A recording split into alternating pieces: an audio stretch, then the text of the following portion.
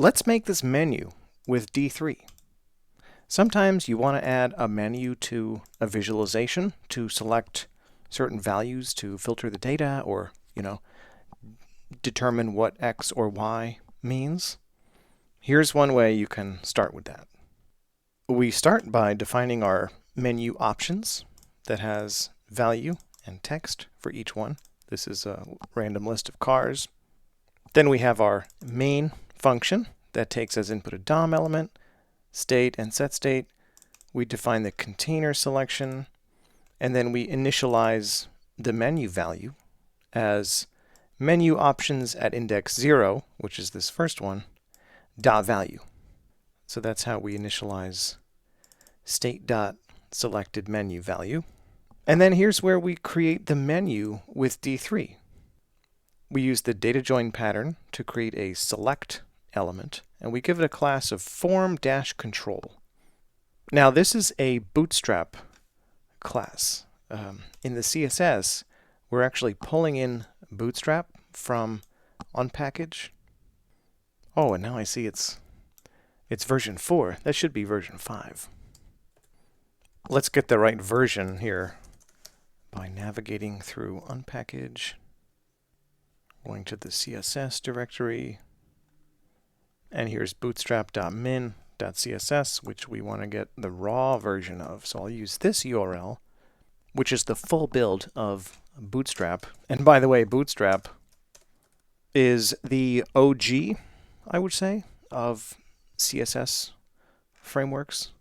Nowadays, people use Tailwind, so you might want to check that out. But being a little old school, I like Bootstrap. I think it's great. People like to hate on it, but it's very mature, very stable, does its job extremely well. There are all these different form examples, including examples of select. And I'm pretty sure this is where I took the reference example that feeds into this menu example with D3. So the class here for Bootstrap 5 actually should be form select. Right, so let me pull in the new version like so. And it looks like we lost a bit of the styling, probably because we should be using that other class name, which is form select. Okay, and form select gives us that nice little arrow going down. All right, so now that we have our form select, we add an event listener for the change event, and that's the event that's fired when you select something from the dropdown. We can access the selected value with event.target.value, and then we just call setState using immutable update patterns to preserve all the old properties of the state and then set selected menu value to event.target.value. But what is event.target? Well, I believe that is set up here, and this is where we create the options for the select.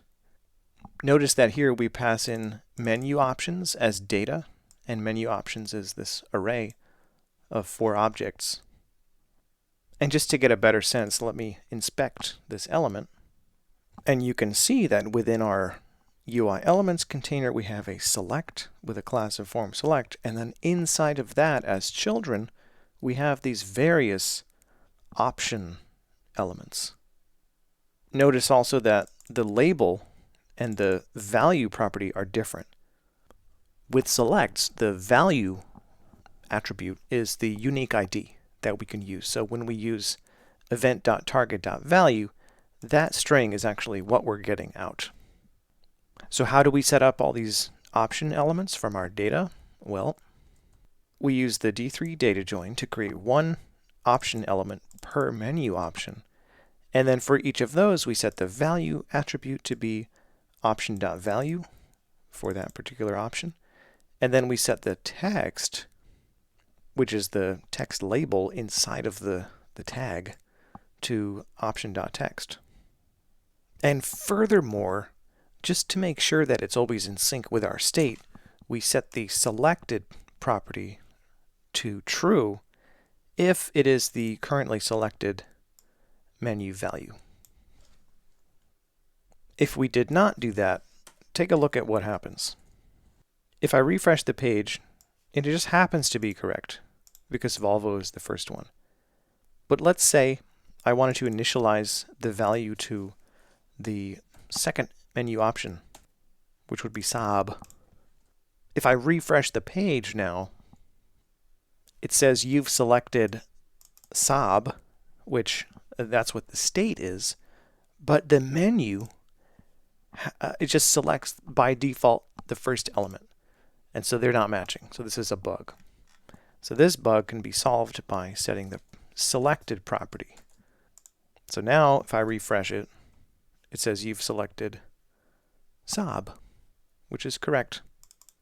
So anyway, I'll set it back. But yeah, that's why we need to set the selected property.